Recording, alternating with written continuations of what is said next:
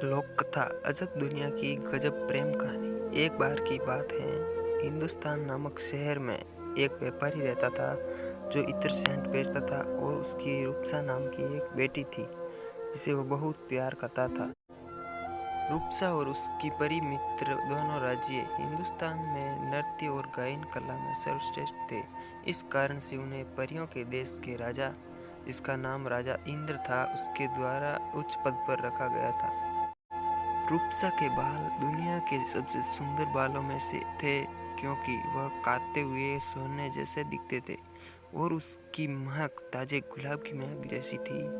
लेकिन उसके बाल इतने लंबे और घने थे कि उसका वजन अक्सर रूपसा के लिए असहनीय हो जाता था। एक दिन रूपसा ने अपने थोड़े से चमकते हुए बाल काट दिए।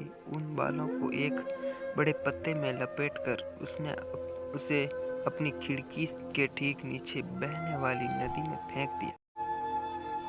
उसी दिन ऐसा हुआ कि राजा का पुत्र शिकार पर गया था और वो पानी पीने को नदी पर गया, जहाँ उसके पास एक मुड़ा हुआ पत्ता तैरने लगा जिसमें से गुलाब की सुगंध आ रही थी। राजकुमार ने उसे खोला और भीतर उसे काते हुए सोने की तरह बालों की एक लठ मिली।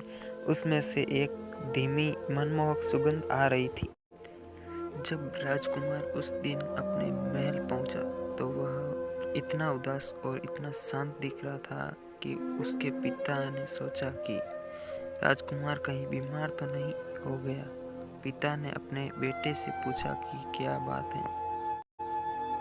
राजकुमार ने नदी में मिले बालों की लट दिखाई और बोला, देखो पिताजी, क्या कभी आपने इस तरह सुंदर और मनमोहक बाल देखे? आप ये जान लीजिए कि अगर मैं इस लड़की को देख ना लूं और उससे शादी ना कर लूं, तब तक मैं जीते जी मरा हुआ महसूस करता रहूंगा। तब राजा ने तुरंत अपने सारे राज्य में दूतों को भेजा कि वह उस लड़की को ढूंढ निकाले जिसके बाल काते हुए सोने के समान दिखते हो। काफी खोजबीन के बाद अंत में उन्हें पता चला कि वह लड़की एक इत्र व्यापारी की बेटी है। इस सारी घटना की बात तेजी से पूरे राज्य में फैलती है। जल्द ही रूपसा ने यह भी सुना। उसने अपने पिता से कहा, यदि बाल मेरे हैं और राजा चाहता है तो मैं उसके बेटे से शादी करूंगी, तो मुझे ऐसा करना चाहिए।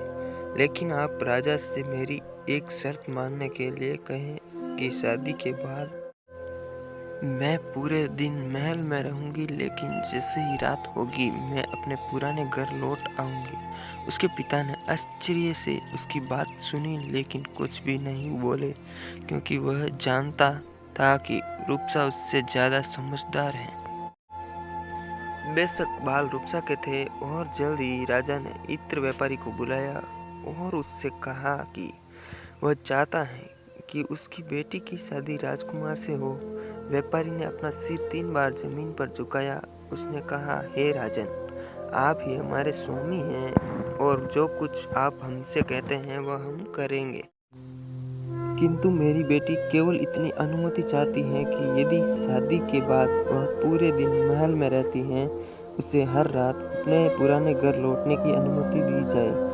राजा को ये एक बहुत ही अजीब अनुरोध लगा, लेकिन राजा ने सोचा कि आखिरकार ये उसकी बेटे का मामला है